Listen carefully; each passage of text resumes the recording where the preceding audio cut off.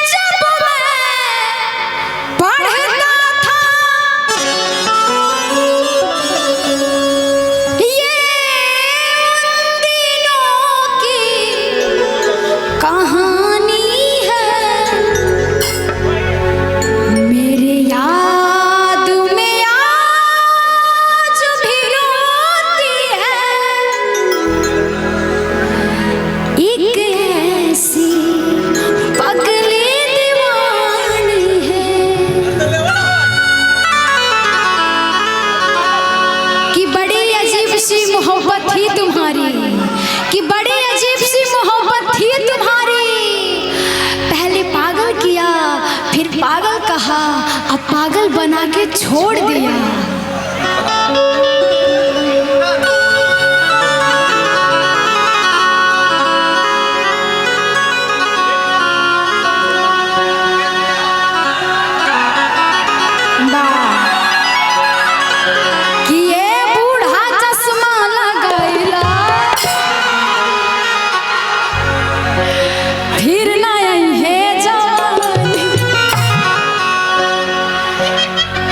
की बुढ़वा मलाई खाला बुढ़िया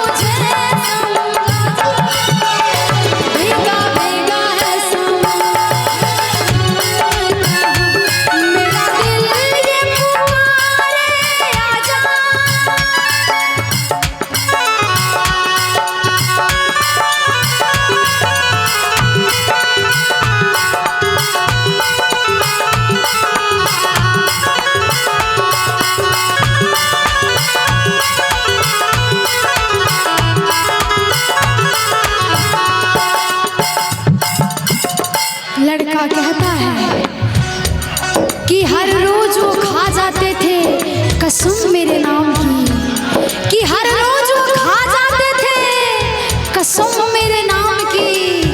साला कारण तो आज पता चला कि जिंदगी हमारी खत्म क्यों होती जा रही है।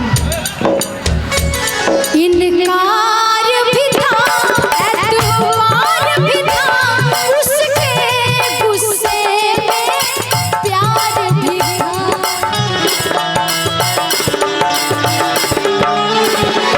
कभी सोचा न था जब हो जाएगी वो पगली, इतना सताएगी। इन्हें आँखों से दरिया बहता है, उन्हें आँखों से झरता पानी है। मेरे याद में आज भी रोती है एक ऐसी पगली दीवानी है। मेरे याद में आज भी रोती है एक ऐसी पगली दीवानी है। जाते हो परदेश पिया, जाते ही खत लिखना, जाते हो परदेश पिया, जाते ही खत लिखना। देखो तुम भी खत मेरा, देखो तुम भी खत मेरा, आते ही खत लिखना। जाते हो परदेश पिया, जाते ही खत लिखना, जाते हो परदेश पिया, जाते ही खत लिखना।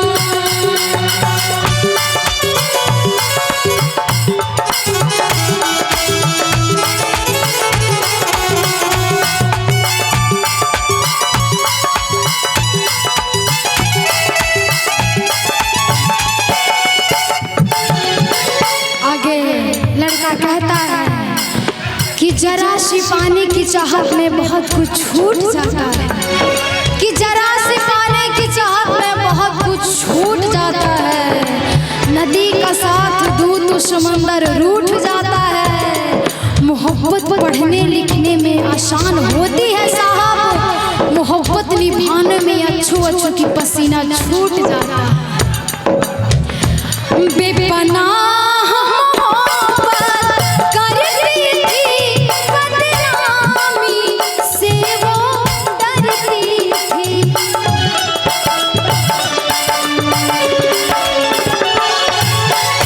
शर्माती थी, घबराती थी, छुप छुप के मिलने आती थी। यारों ना इसे तू गलत समझो, मेरे मौजों की वो रवानी है। मेरे याद में आज भी रोती है एक ऐसी पगली दीवानी है। मेरे याद में आज भी रोती है एक ऐसी पगली दीवानी है। कॉलेज में जब मैं पढ़ता था, ये उन दिनों की कहानी है। मेरे याद में आज भी रोती है एक ऐसी पगली दीवानी है। मेरे याद में आज भी रोती है एक ऐसी पगली दीवानी है। मेरे याद में आज भी रोती है एक ऐसी पगली दीवानी है। मेरे याद में आज भी रोती है एक ऐसी पगली